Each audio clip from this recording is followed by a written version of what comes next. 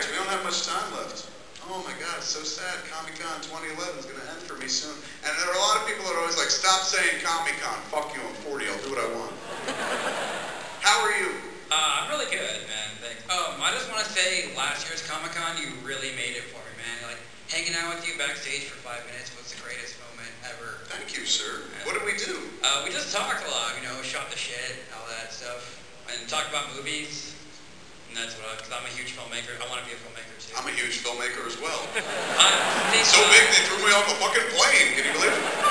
Same size. I didn't get to leave. Not at all. You look good. I wish I had your body. If I had your body, I could have done some shit. Anyway, I wanted to know, with Hit Somebody, are you going to do the same, like, self-distribution deal with Red State? That one, no. I've been giving that a lot of thought. I mean, this has been gratifying doing it with the Red State, but I knew I could do it with Red State because it's a small film budget of $4 million. Hit Somebody, since it spans 3 decades, I always knew that movie was going to be more, 15, 20 million bucks. So we knew going in that, like, the chances of us being able to do Hit Somebody this way are pretty slim. So we started looking, of course, at more traditional and started thinking about, like, well, maybe somebody will finance it and put it out, blah, blah, blah. But I don't know, doing Red State and working with various people we've worked with and whatnot, made the relationships we've made, like in Canada and whatnot, where the movie makes, like, absolute sense. It's kind of made it a little easier to kind of get things done.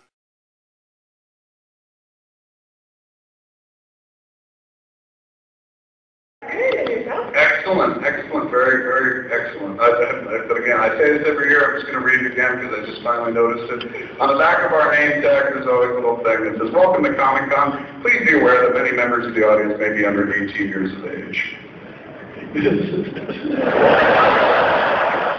Well, they are, they just learned a shit ton of things. How are you?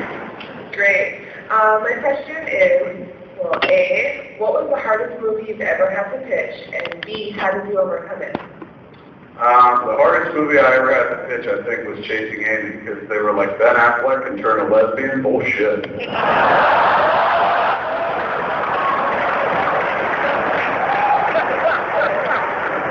So I had to take lessons to do the movie, man. Nobody would believe it. I was like, he's charming. They're like, no, he's not. No, that's charming. And that was one. That was the toughest one, actually. And like people they were like, I don't get it. I'm like, what's to get, man? He falls in love with a chick. He thinks she's gay. She thinks she's gay. Maybe she's not. It's about gender politics. And it's kind of that movie is about me and my friends at that time. We were all very jealous. A lot of people who grew up around where we grew up were very uptight about girlfriends and shit. You didn't want to date some girl who dated somebody else, especially somebody you knew, and they fucked around or something, because then, like, fucking be like, was he better than me and shit like that. And writing Chasing Amy and shooting Chasing Amy, like, totally dropped me, dropped all that out of me. It was real kind of therapeutic. So whenever I look at that movie, I'm always like, oh my God, like, especially at the end when Holden's like, we all gotta fuck to make it right. It just makes no sense. But at the time, when I was a kid, like 26, it did kind of make sense or something like that. Now I look back at it and I'm just like, oh, I'm so glad I made that movie because it allowed me to put that kind of shit behind and stuff like that. You know, for years I was always like, oh, I just want to date people that don't have huge sexual histories. And after I made Chasing Amy, I was like, all I want to do is date whores, man. Because I don't want to like people with no experience. I want to date people with tons of experience. They can teach me some shit, man. And that's why I married Schwabach, total whore. For me.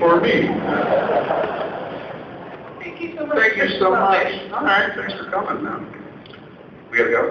Dunzo? Okay, one more and then we gotta go, man. Make it fucking good, dude. You feeling the pressure? Yeah. This is the last question of this panel. Comic-Con 2011 will never happen again. So, you said the Red State was based on the Fred Phelps interview for Small Town Gay Bar, right? Yes, I did, as a matter of fact. Malcolm Ingram, my friend Malcolm, the guy I was talking about before, who might have stolen one of my shirts, he directed a documentary called Small Town Gay Bar, and in it he interviewed, and it was right the title tells you what it's about. It's a small town gay bar in Meridian, Mississippi, and in it he interviews Fred Phelps, the guy that runs the Westboro fucking Baptist church. So I watched this interview, and that's what this movie's about. Red State is based on those fucking people, the Westboro Baptist Church, a little bit. We kind of do our own version of them and stuff. But it came from that. It came from watching those people show up to funerals and fucking do all the shit they do and just be generally miserable in public and whatnot. And I always felt like, as an American, you can't be like, this has to stop, because everyone's allowed freedom of expression in this country and whatnot. But as an individual, it's heartsick. Like, I never want to stand in front of somebody and be like, you can't say that. Because I like to stand up on a stage and talk about eating my wife's asshole. So I don't want to limit anybody's freedom to speak. But when they speak about fucking horrible things and show up making like people feel bad when they've lost a loved one and shit like that, you feel like you want to do something. The only arrow I got in my quiver is kind of like satire. So that's what I went for. I went for a satire of, you know, the Phelpses, you know, because I always figure you take a monster and you defang it and turn it into a clown, and then it's just not that important anymore. So it's kind of a bit of where Red State came from. And they, we got no time. So for me, they were kind of always lurking in the background of the film, and they came out of the woodwork in droves once we were kind of done and whatnot. Megan Phelps is the granddaughter of Fred Phelps, and she was following me on Twitter for a while. I was pretty sure she was in love with me. She was just always telling me how I was going to hell and shit, but in a really affectionate way. And her whole family would tweet at me and stuff like that, and they showed up at Sundance when we showed the movie back in January to protest the film. They announced they were going to do it. They protested me once before. They went to Kansas City. I played at the Midland Theater, just a Q&A, and they announced like a press release they put out, and they said, God hates fag enabler Kevin Smith. And that was me. And I was like, that's my new nickname, fag enabler? Seems a little long in the tooth, but I'll take it, you know. It beats that ass. And so I dealt with them there. They came out to protest me, and they held some signs up and shit. They're very small groups, but they hold multiple signs. So you'll have 3 of them holding 2 gigantic signs. They look like a larger number or something like that. So I've kind of been through that. I've been through it once with them and whatnot. They announced that they were going to picket our premiere screening of Red State up at Sundance and shit. God hates the fag enablers, the Sundance Film Festival, and the pervert Kevin Smith. I got downgraded from fag enabler to pervert. And I think that's because I celebrated the fag enabler thing. My brother had sent me the press release, and my brother's gay as the day is long. He's married to a dude for almost 20 years. So my brother sent it to me, and he was like, oh my God, you finally made it. And I opened it, the Westboro Baptist Church protest thing, fag enabler Kevin Smith, and that kind of shit bugs me. Well, I don't want to be involved with animals like this and shit. And I was like, oh God, this is making me sick, Donald. And he goes, don't, you should feel good about this.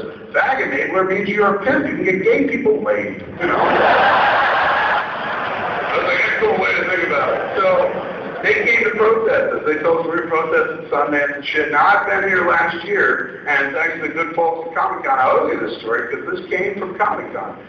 Westboro Baptist Church came to protest last year for about 20 minutes right in front of the fucking building. And the good folks in the cosplay community did not let that stand. They literally showed up to protest the protesters. And one of them was killed. One of them was even dressed like Bender holding a fucking sign as well. And I know the fucking Phelpses didn't know what hit them. They were what? They got robots.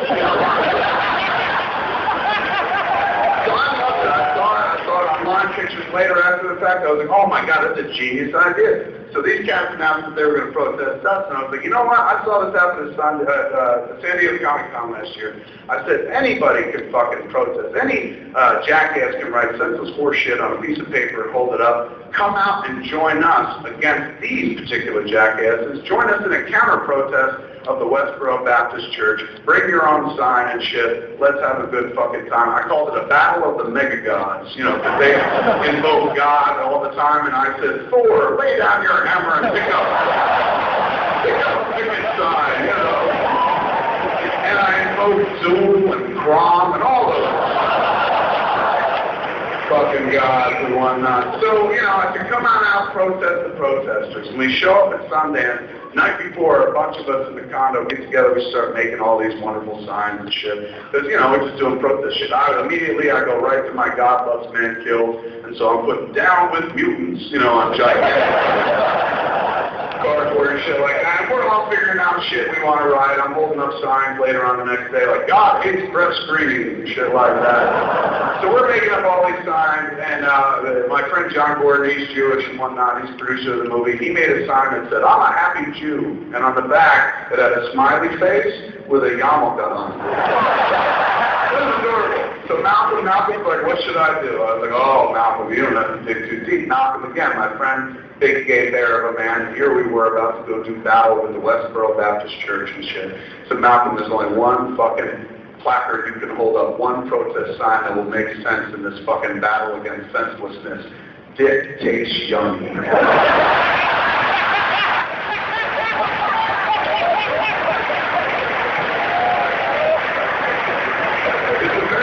Sometimes you just do shit for that reaction, man, you know what I'm saying? Like, Red State to me was satisfying for that sign alone. Dick tastes yummy. And I said, Malcolm, and I want to be by you when you hold up that sign. Because the Phelpses were going to be there holding their signs, and the idea was we would go counter-protest across the street, hold up our signs. I said, I definitely want to see Shirley Phelps rope her face when you hold up that sign. Shirley Phelps is Fred Phelps' daughter. She's the biggest mouthpiece for the group right now. You see her everywhere. Looks like fucking a witch with her before she gets the green makeup and shit. So she's their public spokesperson and whatnot. So I was like, oh my God, I want to be there when Malcolm holds up that sign. Hers is the only reaction I give a fuck about. So we come to the protest the next day, and it was beautiful. It did my heart so good. You get off the bus, and you get ready. You see, like, there's this little hill of snow, because it's up in Park City, and it was held outside of the Eccles, which is a high school.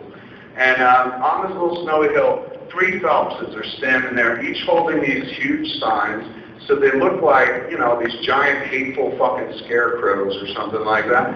Across from them, on the sidewalk, about 100 kids from the high school, all different ages and whatnot, holding up protest signs against the Phelpses. And their signs, well, the Phelpses signs were like, God hates fags, God hates fag enablers. The kids' signs were like, God hates homework. It's really fucking sweet, I saw someone over the time that was like, what was that fucking show called? What Happened to Pushing Daisies?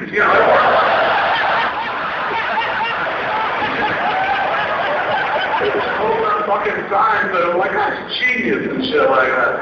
And the Phelpses, they like to sing, they like to stand up there and they'll take popular songs, change the words and shit. So instead of God bless America, they were singing God hates America, like a fucking Hitler Weird Al. And so the kids, the high school kids, not to be outdone, they were singing as well, but they were singing Lady Gaga songs. So over here you were hearing, like, you were standing between the two, and I was at one point, you heard, God hates America, and it would quickly segue to, rah, rah, rah. It was fucking surreal, man. There's cameras everywhere and whatnot. We're holding our signs.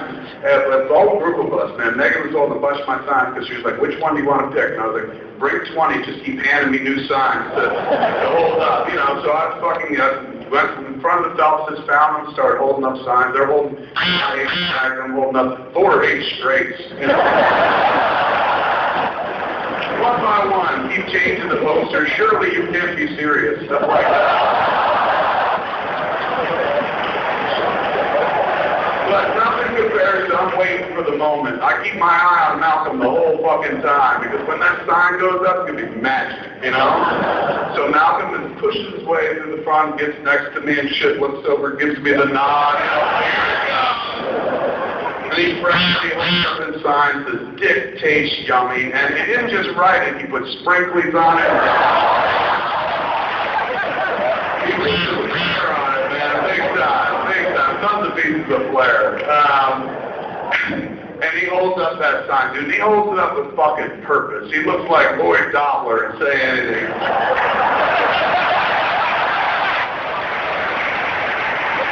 In your eyes, Shirley. So I look at his sign, he holds Dick Tastes Yummy, the crowd's going fucking crazy. Now I think Muse is laughing the hardest. He's like, that's Dick! So that wasn't the point, but yes, it does. And so I look at fucking Shirley Phelps, man, and I go to find her reaction. I find her face, and she's locked in. You know, she had just been saying God hates America, and she's doing this shit, looking from side to side, not focusing. And then I guess her eyes finally fell on Malcolm Science right in front of her. So I watch her face, and I swear to God, this is exactly what she did. She sees the sign, she goes, God. She does that, and she shakes her fucking head, man. And that always struck me as odd, and I never knew exactly what it meant. And so we went to Kansas City again to the Midland Theater to play Red State 2 months later or something like that as part of the Red State USA tour. And while we were there, they announced that they were going to protest this again. And I was like, you guys are like our marketing partners. Thank you. And so I said, look, if you're going to be in town, why don't you come up on stage? You're going to be outside the theater protesting. When the movie's done, why don't you watch it and come up and review it for us afterwards? Like, you come up on stage and tell me what you think about it and shit. They're like, you're not going to let us say whatever we want. I think you can say whatever you want, man. Freedom of speech. But you got to give us an honest review. Like, if you like the movie, you got to say you like it or something like that. And she was like, okay. Deal with Megan Phelps. And so I was like, 6 tickets to nothing. She goes, okay. We hang up. Everything's set and shit. We get a call back a few minutes later. She goes, can we get 15 tickets? And I was like, God ain't back, so he loves the discount, don't he?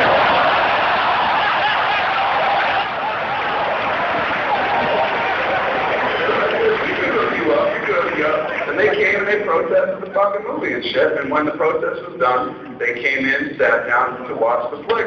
And the intro of the film was so much fun for me because I'm just making fun of the Phelps left and right and shit. Because there's a movie they're about to watch that's kind of based on them. I was like, this is weird. This is like when the Queen of England went to watch the King's Speech. I was like, sorry, I said Queen, you know. So I was like, without further ado, man, let's get the movie started. And we start the flick. And I go in the back and sit down to fucking watch it. Enjoying it. 10, 12 minutes into it, I forget what it was, maybe even 7. Get tapped on the shoulder and shit. And I look behind me, and it's fucking Megan Phelps. And that frightens you. You never expect to see a Phelps behind you. And she tapped me and said, what the fuck? Hey man, how are you? And she was like, good. We just wanted to say goodbye. And I was like, you're leaving? I said, the movie just started. She's like, yeah, we can't stay. I was like, why? She's like, this is filthy. And I was like, boom, I could put that on the poster. This is filthy, the Phelps family. Never marketing and shit. But she's like, before we go, we want to give you some gifts. And I was like, what? She gave me 2 posters that they were protesting with. One said, God hates bag enablers, that was me. And then the other was a poster that simply said, it was done in the title treatment of our poster of Red State. It said, Red State Fags. And they all signed it, all the Phelpses, like they were rock stars or something like that. And they gave it to me, and so I was like, I guess this is what we could call the sequel, Red State Fags, or something like that. But even before that, and then they took off. They took the fuck off, which was really weird. But even before that, when I was doing the intro, man, I had that moment, the moment where I could finally figure out what Shirley was fucking shaking her head to. So before I was presenting the movie, I said, just do me a favor, bear with me, Shirley. And she was up in the balcony. I said, Shirley, I just want to know, because I've been wondering for like a month and a half since Sunday, and I retold the story of Malcolm holding up, you know, dictation on me and her reaction and shit like that. And so I was like, Shirley, I just need to know, I gave you free tickets to come in and see the movie, no harm, no foul and shit, but just do me a favor in return. I need you to answer this question. When you saw Malcolm sign and you shook your head like that, did you shake your head because you're like, I don't agree with your gay lifestyle, or did you shake your head because you're like, no, it doesn't?